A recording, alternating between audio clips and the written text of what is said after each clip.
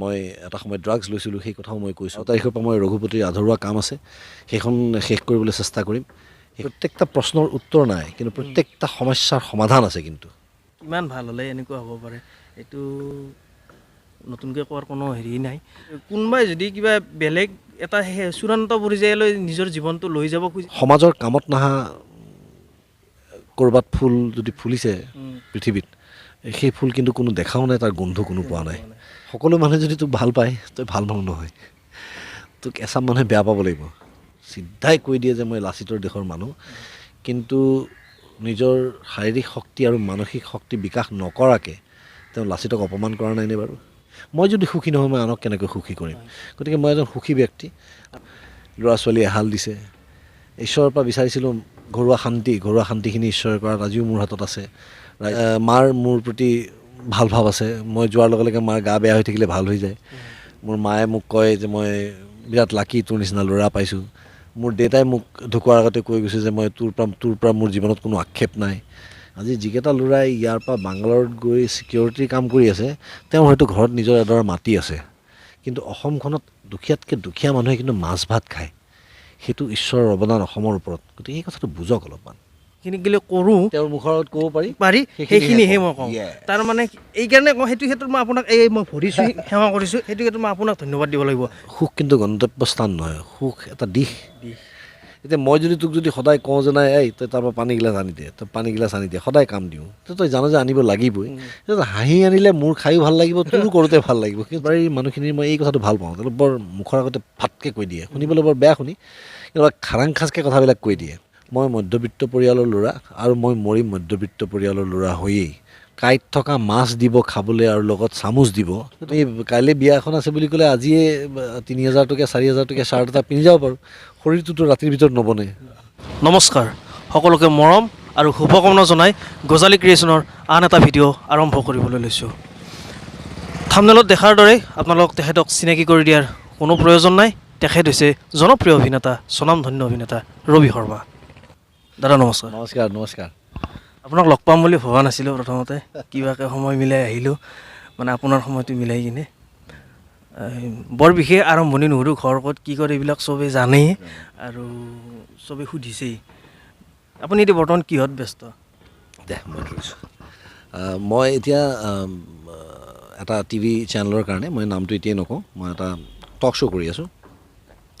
টক শ্ব'টো interview show' actually. তাত দুজন তাৰকা আহে আৰু মোৰ লগত বহি কথা পাতে। এই টক শ্ব'টো কৰাৰ মোৰ উদ্দেশ্যটো এইটো যে আমাৰ নতুন প্ৰজন্মই আগৰ প্ৰজন্মৰ মানুহখিনিক জানিব লাগিব, বা বাহিৰৰ মানুহখিনিয়ে আমাৰ ছবি ইণ্ডাষ্ট্ৰী হওক, মিউজিক ইণ্ডাষ্ট্ৰী হওক, তাৰে মানুহখিনিৰ লগত চিনা পৰিচয় থাকিবই লাগিব। এইকাৰণে কৈছোঁ কাৰণ তেওঁলোকে, আমাৰ অগ্ৰজখিনিয়ে আজি বহু বছৰ ধৰি এটা ছাতিৰ দৰে আমাক আৱৰি ধৰি আছে। আমাৰ গাত বৰষুণ পৰা নাই কাৰণে আমি হয়তো ওপৰলৈ কোনোদিন লক্ষ্য কৰা নাই যে কিহে আমাক আৱৰি ধৰি আছে। যিদিনাখন এই ছাতিটো নাইকিয়া হ'ব, সেইদিনাখন আমি অনুভৱ কৰিম যে আমি কি হেৰুৱালোঁ, যেতিয়া গাত বৰষুণ পৰিব আমাৰ।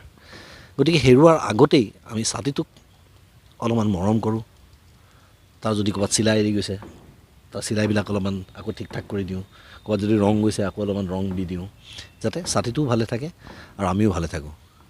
মোৰ উদ্দেশ্যটো এইটো যে প্ৰতিজন ব্যক্তিয়ে অভিনেতা অভিনেত্ৰী বা গায়ক গায়িকাসকলক দেখা পায়, তেওঁলোকে এটা সুন্দৰ জীৱন কটায়, বিলাসী জীৱন কটায়। তেওঁলোকে এখন গাড়ী লৈ ঘূৰি ফুৰে, তেওঁলোকে মানুহৰ মৰম পায়, সমাদৰ পায়, কিন্তু তাৰ আঁৰত কিমান ত্যাগ আছে, তাৰ আঁৰৰ কাহিনীবোৰ কি, তেওঁলোক ব্যক্তিগত জীৱনত কেনেকুৱা ধৰণৰ মানুহ, কি ধৰণৰ চিন্তা চৰ্চাৰে তেওঁলোকে জীয়াই থাকে, তেওঁলোকৰ সামাজিক কিছু প্ৰশ্ন বা সামাজিক কিছুমান কথাৰ প্ৰতি তেওঁলোকৰ মন্তব্য কি, এইবিলাক জানিলে আচলতে আমাৰ দৰ্শকে বুজি পাব যে সেই মানুহসকল আচলতে একেবাৰে সৰ্বসাধাৰণ তেওঁলোকৰ দৰেই মানুহ, যিয়ে আঘাত পায়, যিয়ে সুখ পায়, ফূৰ্তি পায়, বহুত কথাত, সৰু কথাত তেওঁলোকে আনন্দ ল'ব জানে। তেওঁলোকৰ ব্যক্তিগত জীৱনত তেওঁলোকৰ মাক দেউতাকৰ প্ৰতি শ্ৰদ্ধা বা মৰম কি ধৰণৰ আছে, কি ত্যাগৰ মাজেৰে তেওঁলোকে আহি আজি এই পৰ্যায় পাইছেহি, এই কথাখিনি সকলোৱে যদি জ্ঞাত হয়, তেতিয়া মই ভাবোঁ যে আচলতে মোৰ এই প্ৰগ্ৰেমটো ছাকচেছফুল হ'ব।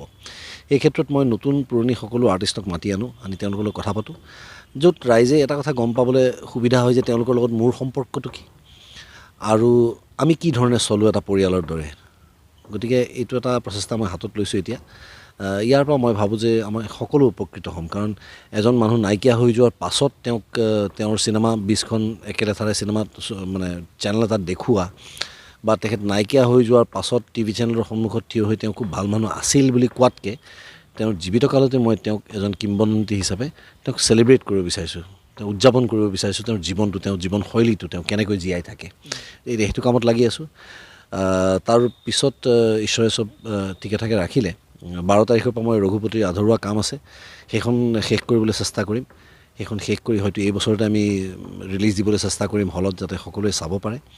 আৰু এই ক্ষেত্ৰত মই আৱেগিক হৈ যাওঁ কেতিয়াবা অলপমান এই ৰঘুপতিৰ কথাটো উলিয়ালে, কাৰণ মানুহে মোক ভাল পোৱা যিখিনি দৰ্শক বা অসমৰ দৰ্শক যিসকলে অসমীয়া ছবি ইণ্ডাষ্ট্ৰী কামবোৰ চাই ভাল পায়, অসমীয়া ছবি চাই ভাল পায়, নিজৰ ভাষাক ভাল পায়, তেওঁলোকে 2 বছৰ 3 বছৰ ধৰি তেওঁলোকে ৰৈ আছে ৰঘুপতিখনৰ কাৰণে। আজিও ৰঘুপতিৰ নামটো নাইকিয়া হৈ যোৱা নাই তেওঁলোকৰ মাজৰ পৰা। তেওঁলোকে আজিও মনত পেলায়, মই প্ৰতিটো সভাত যলৈকে যাওঁ তাত মোক এই কথা প্ৰশ্ন কৰে, কেতিয়াবা ইণ্টাৰভিউলৈ গ'লে তাতো মানুহে প্ৰশ্ন কৰে, ফেচবুকত কমেণ্ট এটা দিলে তাতো সোধে ৰঘুপতি কেতিয়া কৰিব। মই তেওঁলোকৰ ওচৰত চিৰকৃতজ্ঞ আৰু তেওঁলোকে চাই থাকক। মই মোৰ পিনৰ পৰা কেৱল ইমানখিনিয়ে ক'ব পাৰিম যে মোৰ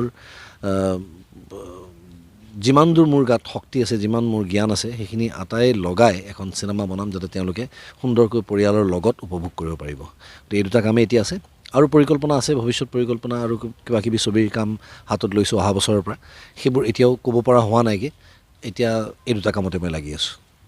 বৰ ভাল লগা কথা। প্ৰথম কথা হ'ল আপুনি যিটো কথা ক'লে অগ্ৰজসকলক ছাতিৰ লগত তুলনা কৰি, আৰু আপোনাৰ যিটো তুলনা, আপুনি যিটো উপমা দিয়ে সেই উপমাটো মানে কি এজন সাধাৰণ মানুহেও ইমান ধুনীয়াকৈ বুজি পায়। গতিকে তাক আৰু মই নতুনকৈ সেইটোৰ বিষয়ে নকওঁ, সেইটো খুব ভাল লগা অনুষ্ঠান হ'ব, আমিও আশাবাদী। আৰু আপুনি থকাৰ পিছত আৰু সেইটো অনুষ্ঠান কি হ'ব সেইটো গম পায়েই যাওঁ, যিহেতু ইমান পজিটিভ ভাইব থকা মানুহ এটা, ইমান পজিটিভ চিন্তাৰ মানুহ এটা, সেইটোৰ অনুষ্ঠান যে কেনেকুৱা হ'ব সেইটো আমি নিজে অনুমান কৰি ল'লেই হ'ল। আৰু দ্বিতীয় কথা ৰঘুপতিৰ কথাটো যেতিয়া আপুনি ক'লে সেই কথাটো মোৰ মনত সুধিম বুলি ভাবিয়ে আছিলোঁ, কিন্তু আপুনি মানুহটোৱে ৰবি শৰ্মা নহয়, আপুনি মনত কি চলি থাকে এইটো বস্তু গমেই পায়, ইমান বছৰৰ অভিজ্ঞতা। আৰু ৰঘুপতি যেতিয়া আপুনি কৈছিল কিছুমান এই চেনেলত যে লংকাবিহীন ৰাৱণ নাটকখনৰ মৃদুল চুতীয়াৰ, শ্ৰদ্ধাৰ মৃদুল চুতীয়াৰ এই ৰঘুপতি চৰিত্ৰ মই জনাত, সেই চৰিত্ৰটোকে আপুনি তাক ৰঘুপতি আকাৰে চবৰে ঘৰে ঘৰে জন্ম হওক ৰঘুপতি, তাক লৈ কৰি আছে। আজি মোটামুটি 4 বছৰমান আগৰ পৰা শুনি আছোঁ, নাটকখন 4 বছৰমানেই হ'ল, যিটো শুনি আছোঁ। গতিকে ৰঘুপতি আৰু হ'ল নাটকখন 6 বছৰমান হ'ল, ৰাজশ্ৰীত আছিল নেকি? হয়। লংকাবিহীন ৰাৱণৰ যিটো ৰঘুপতি চৰিত্ৰ তাকেই উত্তৰণ ঘটাই যি ৰঘুপতি চিনেমাখন আহি আছে, আমি সেই তেতিয়াৰ পৰা শুনি আছোঁ। গতিকে অসমবাসী ৰাইজেও নিশ্চয় আপোনাক ভাল পায় কাৰণে কৈছিলে, আপুনি ৰাইজে ভাল পায় কাৰণে বিখ্যাত, আপুনি বিখ্যাত কাৰণে ৰাইজে ভাল নাপায়, এই কথাটোতো আছেই, এইবিলাক কথা কৈছেই। গতিকে ৰঘুপতিক লৈ আশাবাদী, ৰঘুপতি শুভেচ্ছা থাকিল, আমিও আশাবাদ চাই আছোঁ। এইখিনিতে মই কৈ থ'ব বিচাৰিছোঁ, ৰঘুপতি ছবিখন বৰ সাংঘাতিক এখন ছবি নহয়। ৰঘুপতি এখন গতানুগতিক বিনোদনধৰ্মী ছবিয়েই, কিন্তু ইয়াত এটা কনচেপ্ট আছে। কনচেপ্টটো আচলতে আমি সকলোৱে উদযাপন কৰিব লাগে আমাৰ জীৱনতো, আৰু ছবিখন চাওঁতেও আৰু ছবিখন নিৰ্মাণ কৰোঁতে আমিও উদযাপন কৰিয়েই আচলতে নিৰ্মাণ কৰিছোঁ ছবিখন, যে ৰঘুপতি ৰামচন্দ্ৰৰ যিটো চৰিত্ৰ, এই চৰিত্ৰটো বৰ বিশেষ একো নকৰে, তেওঁ কেৱল এজন ভাল মানুহ, এজন আদৰ্শৱান ব্যক্তি। তেওঁ ভাল কাৰণে আচলতে তেওঁ এনেকুৱা মানুহৰ সংগ পায়, যেনে হনুমান হওক, যেনে শেষত একেবাৰে গৈ জটায়ু আহে, জম্বুবান আহে, সুগ্ৰীৱ আহে, শেষত আৰু অন্যান্য বহু চৰিত্ৰ আহে, আৰু শেষত একেবাৰে যেতিয়া বিভীষণ তেওঁৰ লগত হৈ যায়, তাৰমানে শত্ৰুপক্ষৰো এজন যেতিয়া তেওঁৰ লগত হৈ যায়, তেতিয়া তেওঁ শত্ৰুৰ ওপৰত, তাৰমানে আমাৰ মনৰ যিবোৰ কলুষতা, যিবোৰ বেয়া গুণ, সেইবিলাকৰ ওপৰত বিজয় পাবলৈ তেওঁ সক্ষম হয়। গতিকে ৰঘুপতিৰ চৰিত্ৰটো তেনেকুৱাই, ঠিক তেনেকুৱাই, যে সি নিজে বৰ বিশেষ একো নকৰে, কেৱল তাৰ চিন্তাধাৰাবোৰ সুন্দৰ, তাৰ মনোভাৱটো সুন্দৰ। সি অকলে হিৰো নহয়, আচলতে হিৰো আটাইবোৰ মানুহ, সেই আটাইবোৰ মানুহে লৈ গৈ ৰঘুপতিক ৰঘুপতি বনায়। গতিকে ৰঘুপতিটো আচলতে এটা নাম নহয়, এটা সংস্কাৰ আচলতে। সেই সংস্কাৰটোৰ ওপৰতে মই ছবিখন নিৰ্মাণ কৰিছোঁ, য'ত এষাৰ ডায়লগেই আছে মোৰ ছবিখনত, যে নিজৰ গাত খোজ পৰিলে কুকুৰ মেকুৰীও জাঙুৰ খাই উঠে। আনৰ কাৰণে যিয়ে কৰিব পাৰে সিহে ৰঘুপতি আচলতে। বৰ সুন্দৰ সংলাপ। দাদা, তাৰ মাজত এটা কথা সুধোঁ, আপুনি প্ৰত্যেকটা শব্দ বাক্যৰ উত্তৰ ইমান ধুনীয়াকৈ দিয়ে, আৰু দিয়ে কোনো এটা মানে কি একচেটিয়াভাৱে গুচি নাযায়, কথাবিলাক এনেকুৱা যায় আধ্যাত্মিক, বৌদ্ধিক আৰু সামাজিক গোটেইকেইটা বিষয়ে চুই যায়, ইমানবোৰ কথা কেনেকৈ জানে? আচলতে মই যিখিনি কথা কওঁ সেইখিনি মোৰ অন্তৰৰ পৰা কওঁ, সেইকাৰণে মই ভাবি ক'ব নালাগে। মই কেতিয়া মোক প্ৰিপেৰেশ্যন নালাগে, এটা প্ৰশ্ন মোক আগতেই কৈ দিব নালাগে, মই এই প্ৰশ্নটো সুধিম আপুনি এনেকৈ ক'ব, মই ভাবিব নালাগে। মোৰ অন্তৰত যিটো কথা থাকে, আৰু মই আজিলৈকে মোৰ জীৱনত মই আজি বহু বছৰ ধৰি মিছা কথা কোৱা নাই দেই।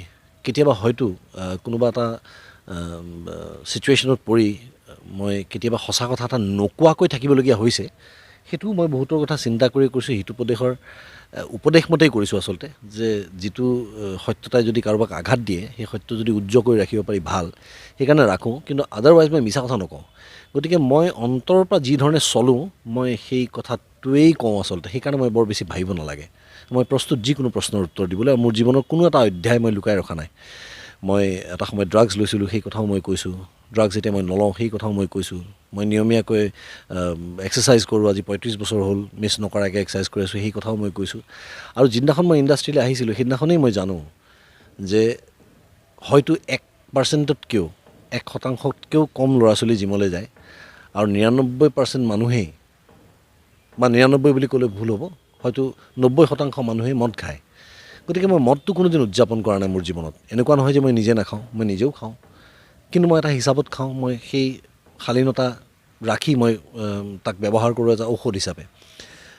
কিন্তু মই কোনোদিন মদটোক উদযাপন কৰা নাই জীৱনত, যে মদটো খাব লাগে, খুব ভাল, খা, মই কোৱা নাই। কাৰণ মই সেইটো কোৱাৰ লগে লগে মই জানো যে 90% মোৰ ফেন ফলোয়িং হ'ব। কিন্তু মই সদায় সেই 1%ৰ পিছতে আছোঁ, আৰু মই সেই 1%ৰ সংখ্যাটো ক্ৰমান্বয়ে বঢ়াই আনিছোঁ।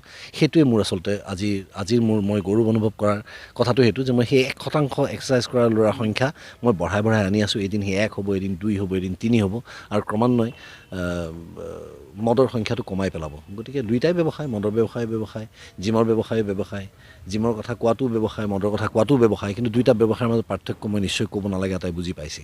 গতিকে সেইধৰণে চলোঁ কাৰণে আচলতে মোক যিখিনি মানুহে ভাল পায়, তেওঁলোকে অন্তৰৰ পৰা ভাল পায়।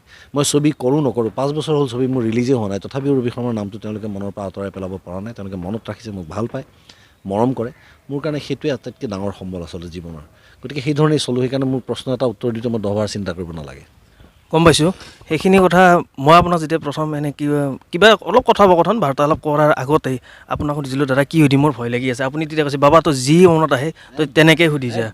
আৰু যে আপুনি ক'লে জিমৰ কাৰণে 1%টো বঢ়াই আনি আছোঁ, সেইটো আটাইতকৈ আমাৰ ভাল লগা কথা। কাৰণ কিয়, এইকাৰণে কৈছোঁ যে আপুনি যে জিমত যোৱাটো এটা আপোনাৰ সামাজিক কৰ্তব্যৰ ভিতৰতেই পৰে, দায়বদ্ধতাৰ ভিতৰতে পৰে, বা আমাৰ যিটো নিচাজাতীয় সামগ্ৰী সেইটোৰ প্ৰচাৰ কৰাৰ ক্ষেত্ৰতো আপোনাৰ এই সামাজিক যিটো কথা ক'লে, সামাজিকভাৱে কোৱাৰ ক্ষেত্ৰত সেইটো ক'লেও আপোনাৰ ফেন ফলোয়িং বাঢ়ি যাব, বা এইটো ক'লেও। কিন্তু আপুনি আমাৰ নিচিনা ল'ৰা ছোৱালীখিনিৰ ক্ষেত্ৰত, বা আমাতকৈ অলপমান ডাঙৰখিনিৰ ক্ষেত্ৰত, যিটো এই সন্ধিয়া মদ খোৱাৰ আড্ডাটোৱেই হওক বা তাচৰ আড্ডাটোৱেই হওক, সেইখিনি সময়ত যাতে জিমত যায়, বা ৰাতিপুৱা বেয়া চিন্তা কৰা এটা বা নিগেটিভ এটা মাইণ্ড লৈ থকাতকৈ, দিনটো আৰম্ভণি কৰাতকৈ যাতে জিমত যায় বা ভাল কাম, সৎ কাম কৰে, এই ধৰণৰ বৰ ডাঙৰ কথা। আৰু মাজতে এদিন এটা কথা কৈছিল যে ভাৰতৰ 2 লাখ মানুহে শুই শুৱে কিন্তু হাৰ নাপায়। কিন্তু সেই কথাটো একবাৰ অকণমান মই কোৱাত ভাল নহ'ব, কাৰণ কিয় মই ইমান ক'ব নাজানো, আপুনি বৰ ধুনীয়াকৈ কয়। নহয়, সমীক্ষা মতে ভাৰতবৰ্ষত প্ৰায় 2 লাখ মানুহে শুৱে আৰু তেওঁলোকে সাৰ নাপায়। গতিকে মই বিচাৰোঁ যে যিয়ে সাৰ পায় ৰাতিপুৱা, তেওঁলোকে অন্ততঃ নিজলৈ বুলি এটা হাঁহি মাৰিব লাগে, আৰু হাঁহিৰে দিনটো আৰম্ভ কৰিব লাগে। আৰু নিজকে ফিট ৰখাৰ ক্ষেত্ৰত তেওঁলোক অলপমান আগ্ৰহী এইকাৰণে হ'ব লাগে, কাৰণ সেইটো নিজৰ কাৰণে নহয় আচলতে, সেইটো স্বাৰ্থপৰতা নহয়, সেইটো মানে ঘৰৰ বাকী মানুহৰ কাৰণে এটা অৱদানস্বৰূপ হৈ পৰে। কাৰণ যেতিয়া মই ফিট হৈ থাকিম, মই ভালে থাকিম, মোৰ ঘৰখন ভালে থাকিব। গতিকে কাইলৈ যদি মোৰ ভগৱান নকৰক যদি কিবা এটা হৈ যায়, মোৰ পৰিবাৰে আনৰ ওচৰত হাত পাতিব লাগিব। সেইটো যদি মই নিবিচাৰোঁ, তেতিয়াহ'লে তেওঁলোকৰ প্ৰতি থকা ভালপোৱাটো মই দেখুৱাবলৈ হ'লে মই নিজকে ভালকৈ ৰাখিবই লাগিব। আৰু যিবোৰ মানুহে এইটো কথা ভাবি আছে যে ৰাতিপুৱা মানে এতিয়া মই কাম কৰি আছোঁ, 60 বছৰ পাৰ হ'ব, মই ৰিটায়াৰমেণ্ট হ'ব, পইচা অলপমান জমা কৰিম, তাৰপাছত মই জীৱনটো উপভোগ কৰিম, সেইটো তেওঁলোকে নোৱাৰিব। কাৰণ 60 বছৰ বয়সৰ পৰা তেওঁলোকে হস্পিটেল দৌৰা আৰম্ভ কৰিব লাগিব। সেইকাৰণে মই কওঁ যে স্বাস্থ্য যদি থাকে, তেতিয়াহে সকলো থাকিব।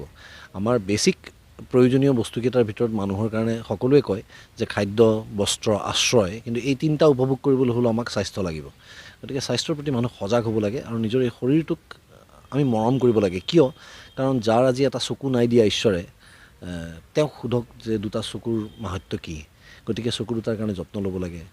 যাক এখন হাত দিয়া নাই, তেওঁক সোধক যে এখন হাতৰ মাহাত্ম্য কি, তেতিয়া তেওঁ ক'ব। গতিকে তাৰ আগতে আমি আমাৰ হাত 2খন যিহেতু দিছে ঈশ্বৰে ধুনীয়াকৈ ৰাখিব লাগে, সৰ্বাংগ সুন্দৰ কৰি আমাক ঈশ্বৰে ৰচিছে আমি গতিকে সেই কথাটো আমি ঈশ্বৰক অইন ধৰণে ধূপ চাকি জ্বলাই প্ৰাৰ্থনা কৰাতকৈ আমি নিজৰ শৰীৰটো যদি সুন্দৰকৈ ৰাখিব পাৰোঁ ঈশ্বৰৰ কাৰণে তাতকৈ সুন্দৰ প্ৰাৰ্থনা নাই। দাদা চাওক, এইখিনি কথাৰ পৰা মই আপুনি যথেষ্ট যোগাত্মক মানুহ বা যথেষ্ট পজিটিভ চিন্তাধাৰাৰ মানুহ, কিন্তু এই ক্ষেত্ৰত আমাৰ কি লোকচান হৈছে সেইটো মই নকওঁ, কিন্তু কি লাভ হৈছে মই এইটো ক'ব পাৰোঁ। বা কথাটো এনেকুৱা যে আমাৰ কেতিয়াবা এনেকুৱা মানে কিছুমান সময়ত সদায় যে ভালেই হৈ থাকিব বা সদায় যে সুখেই সুখ এনেকুৱা কথা নহয়, কেতিয়াবা দুখো আহে। কিন্তু এই দুখখিনিৰ সময়ত যেতিয়া আপোনাৰ ইণ্টাৰভিউ চাওঁ বা আপোনাক মই যিহেতু মই আপোনাৰ লগত এটা ব্যক্তিগত সম্পৰ্ক হিচাপে ভাল মেছেজ দিওঁ নিশ্চয় বা ফোনো কৰোঁ, কিন্তু সেই যেতিয়া আপুনি যিখিনি কথা কয় তেতিয়া অন্ততঃ কাৰ কি হয় নাজানো, যিহেতু মোৰ এতিয়া বয়স 27 বছৰ, মোৰ নিচিনা 27-28 বছৰে ল'ৰা ছোৱালী বহুতৰে মানসিক চিন্তা বা হতাশা থকাটো স্বাভাৱিক। কাৰোবাৰ আছে নাই গম নাপাওঁ, কিন্তু মই থকা বুলি ধৰি লৈছোঁ, থাকিব পাৰে। কিন্তু যেতিয়া আপোনাৰ নিচিনা এনেকুৱা ধৰণৰ যোগাত্মক চিন্তা আহে বা চিন্তাৰ কথা আমি গম পাওঁ বা মেছেজতে বা ইণ্টাৰভিউতে চাওঁ, যিকোনো বস্তু এটা জীৱনটো জীয়াৰ ক্ষেত্ৰত সহজ যেন লাগি যায়। মানে এই হতাশাটোৰ পৰা যেন মানে বোলে হয়তো অকল মোৰেই হৈ থকা নাই। আপুনি কৈছিল যে বাবা তই যিটো ঘটনা হয়তো তোৰ ক্ষেত্ৰত প্ৰভাৱটো বেছিকৈ পৰিব পাৰে, কিন্তু অকল তই নহয়, সেই পৰিস্থিতিটো তই অকল ফেচ কৰা নাই, এইবিলাক কথা আপুনি কয়। এইবিলাক কথাৰ পৰা মই আজি এই অনুষ্ঠানৰ জৰিয়তে আপোনাক এইটোৰ ক্ষেত্ৰত মই ৰাজহুৱাকৈ ধন্যবাদ দিম বা সুযোগ পাইছোঁ ৰাজহুৱাকৈ ধন্যবাদ দিয়াৰ সুযোগ। মই জীৱনটোত বহুত মানে কষ্ট পাইছোঁ, কিন্তু যদি কিবাকৈ জীৱনটো আজি এইখিনি পৰ্যায়ত আপোনাৰ ওচৰত আহিছোঁ, আজিৰ ডেটত কালি মোৰ কি আছে নাজানো, এইটো কিন্তু কোনোবাখিনিত আপোনাৰ অৱদান আছে। দৰকাৰী কথা এইটো মই আটাইকৈ আকৌ এবাৰ ক'ব বিচাৰিছোঁ যে আমি আজিৰ ভিতৰতে যদি মই আৰ্থিকভাৱে খুব ধনী হৈ যাম বুলি ভাবোঁ, সেইটো কিন্তু সম্ভৱ নহয়। আজিয়ে যদি মই ভাবোঁ যে মই এজন ধুনীয়া যুৱক হৈ যাম, হ'ব নহয়, সম্ভৱ নহয়, এইটো হ'ব নোৱাৰে। কিন্তু আমাৰ হাতত যিকেইটা বস্তু আছে, যেনে কাইলৈৰ পৰা মই মোৰ জীৱনশৈলীটো সলনি কৰি পেলাম, যে কাইলৈৰ পৰা মই সোনকালে উঠিম, মই নিজৰ স্বাস্থ্যটোৰ কেয়াৰ ল'ম, মই খোৱা বোৱাবিলাক নিয়মীয়াকৈ খাম, মই কাইলৈৰ পৰা মোৰ মাক এবাৰ সাবত মাৰি ধৰি ক'ম যে মা তোক ভাল পাওঁ, দেউতাক এবাৰ ক'ম যে তোক ভাল পাওঁ, এইবিলাক আমাৰ হাতত আছে। যদি এইবিলাক হাতত থাকিও আমি নকৰাকৈ বহি আছোঁ, তাৰমানে ক'ৰবাত আমাৰ জীৱনতে আমাৰ নিজৰ ভুল ত্ৰুটি ৰৈ গৈছে। গতিকে সেইখিনি নুশুধৰোৱাকৈ, সেইখিনি ঠিক নকৰোৱাকৈ আচলতে হতাশ হোৱাৰ অধিকাৰ আমাৰ নাই। আমি বহুতে কোটেশ্যন দিয়ে যে বেয়া সময় যেতিয়া আহে, যে আন্ধাৰ যেতিয়া হয় মানুহৰ জীৱনত, তেতিয়া নিজৰ ছাঁটোৰ দৰে বন্ধুবৰ্গও লগ এৰি গুচি যায়। কিন্তু মই কি কওঁ জানে, মই তাতো ইতিবাচক চিন্তাৰে চিন্তা কৰোঁ, ভাবোঁ এনেকৈ যে যেতিয়া আন্ধাৰ হয় তেতিয়া ছাঁটো আছেনে নাই এইটো মই দেখা নাপাওঁ আচলতে। আৰু আন্ধাৰটো সেই এটা ছাঁ তাৰ আকাৰটো বহুত বাঢ়ি যায়, কাৰণ চবফালে আন্ধাৰ হৈ যায়। গতিকে আচলতে সংগী বুলি যদি ভাবোঁ মোৰ ছাঁটোক, তেতিয়াহ'লে আন্ধাৰৰ সংখ্যা বা আন্ধাৰৰ পৰিমাণ বাঢ়ি যোৱাৰ লগে লগে আচলতে মোৰ ছাঁটোৰ ছাইজটো 100 গুণে বাঢ়ি যায়। গতিকে তেতিয়াও আচলতে হতাশ হ'বলগীয়া কোনো কথা নাই। গতিকে হতাশা বস্তুটো আচলতে এটা খুব মানসিকভাৱে দুৰ্বল মানুহৰ মনত আহে। যিবিলাক মানসিকভাৱে সবল মানুহ, তেওঁলোকে হতাশাকো এপাত অস্ত্ৰ হিচাপে ব্যৱহাৰ কৰে। কাৰণ আজি যদি কোনোবা এটাই বন্দুক এটা লৈ ফুৰে, সেই বন্দুকটো আমাৰ বেয়া লাগিব পাৰে, যি এটা বন্দুক লৈ ফুৰিছে বেয়া ল'ৰা, কিন্তু সীমাৰ সিপাৰে যোৱাৰ লগে লগে, সৈনিকৰ হাতত বন্দুক পৰাৰ লগে লগে সেইটো এটা পূজনীয় বস্তু হৈ উঠে। গতিকে সকলো সময়ত আমাৰ দৃষ্টিকোণটো বৰ ইম্পৰ্টেণ্ট। আমি কি ধৰণে চিন্তা কৰোঁ, কি ধৰণে ভাবোঁ, সেই কথাটোৱে আমাৰ জীৱনটো সলনি কৰি পেলায়। আমাৰ বেয়া কি হৈ আছে এইবোৰ চিন্তা কৰাৰ লগে লগে আমি দেখিম যে আমাৰ বেয়া কি কি হৈছে, এইবিলাক আটাইবোৰ কথা আমাৰ মনলৈ আহিব, আমাক হেঁচা মাৰি ধৰিব।